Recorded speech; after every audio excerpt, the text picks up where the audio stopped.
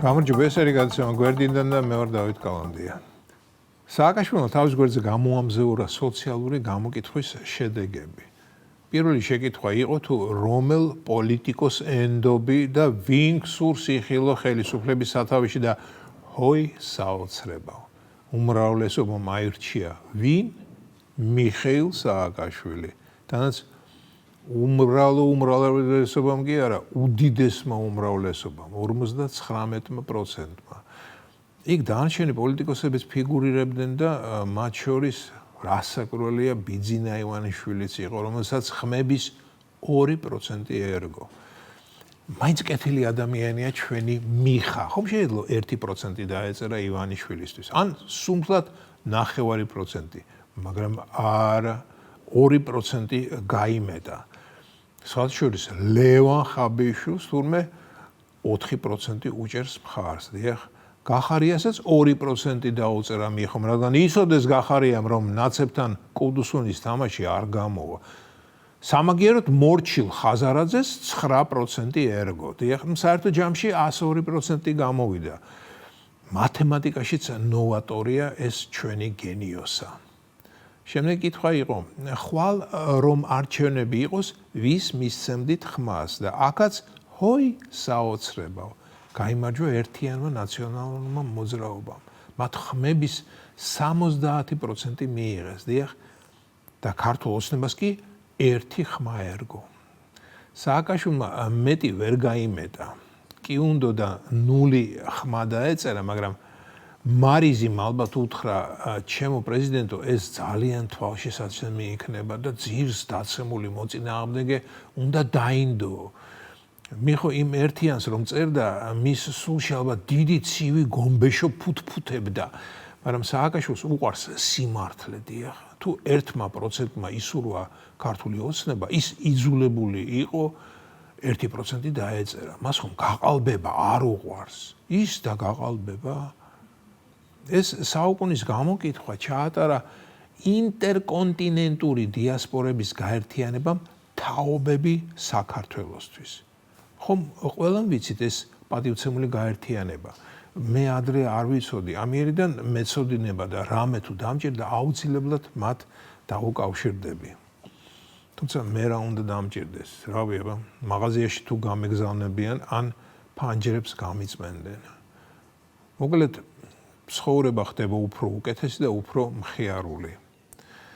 ანუ მშვიდად შეგვიძლია ვიყოთ მეგობრებო, 2028 წლის არჩევნებში ერთიანი ნაცობა 70%-ით გაიმარჯვებს და როგორც სააკაშვილს ერთმა მყვარებელმა მიუწერა, მხოლოდ მიშას შეუძლია დაალაგოს საქართველოში სიტუაცია, მოპარულ ასობით მილიარდს უკან მოატანინებს რუსულ ხროვას, 14 წელი რომ ძარცვავენ საქართველოს ნაძირლები. მეგობრებო, დღევანდელი ჩემი ტექსტი გაჯერებული იქნება მიშას მყარებელთა კლუბის კომენტარებით და დამიჯერეთ, რომ ეს კომენტარები ჩემ ტექსტებზე უკეთესია. ერთი უწერს, კარგი იქნება საკუთარი უნარები და ნიჭი გამოიყენოთ, რათა მოხერხდეს პერსპექტიული ახალგაზრდების დაწინაურება და ლიდერებად ფორმირება. კარგი იქნება თუ იფიქრებთ მოსწავლეზე და შემცვლელზე და ასე შემდეგ. კი მინდა და მეკითხა, სად უნდა გამოიყენოს მიხომ საკუთარი უნარები და ნიჭი და დააწინაუროს პერსპექტიული ახალგაზრდები. ციხეში? მე რავი, აბა. ასეთ შეიძლება, საინტერესოა რას ნიშნავს ციხეში დაწინაურება. წერპილადან ბლატნოიმდე? არ ვიცი. მოკლედ, დღე არ გადის სააკაშვილმა რომ არ გაგვახაროს. რა მოსაბეზრებელი იქნებოდა ცხოვრება მის გარეშე, რა?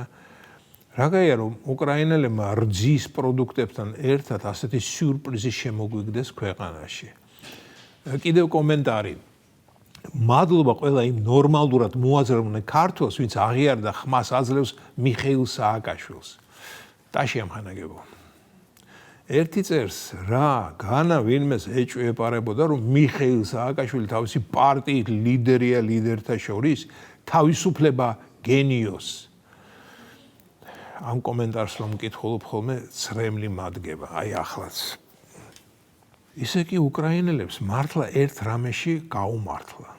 მიშა რომ 2030 წელს გააძევეს. ხომ წარმოგიდგენიათ, როგორ ქონდა ზელენსკის გული გაწყალებული მისგან, რომ არ დაიზარა და ალბათ პირადად შესვა არაჟნის ტრაილერში და მე დიდხანს უქნევდა ხვირსახოც და მშობლიურ ენაზე, არ ვიცი რომელი ენაა მისი მშობლიური, უყვიროდა კეთილი მგზავრობა კოლეგა, გამარჯობა შენ დაგრჩება.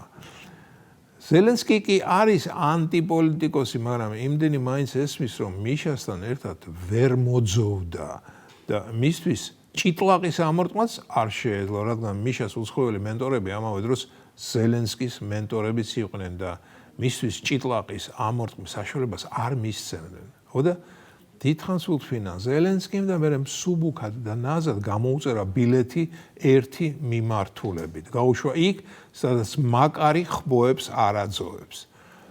და რომ არ გაეშვა, რა მოხდებოდა? ნაცებისგან გამიგია, მიშა უკრაინაში რომ ყოფილიყო, კრემლი უკვე ბეჭებზე დაგდებული იქნებოდაო. მართლა გამიგია, მეგობრებო და ალბათ თქვენც გაგიგიათ ამდაგვარი რამ. ერთი კითხვა მაქვს ამ საკითხთან დაკავშირებით. კი, მაგრამ 2000-ში რატომ არ დააგდო კრემლი ბეჭებზე? და ბოლოს ისევ კომენტარებს უბრუნდები. ვინმე კიკაძე წერს, არასწორია ლევან ხაბეიშვილზე წინ ხაზარაძე რომ იყოსო. სულიად ვეთანხმები კიკაძეს. იმედია მიშაც ჩემნარად კითხულობს იმ კომენტარებს, გაითვალისწინებს კიკაძის ასრს და შემდეგ ჯერზე ხაზარაძეს 9%-ს თუ დაუწერს, ხაბეიშვილს 10-ს აჩუქებს. დიდი გულის პატრონია ჩვენი მიშა მაგარია. ეს იყო გადაცემა გვერდიდან და მე ვარ დავით გალანდია.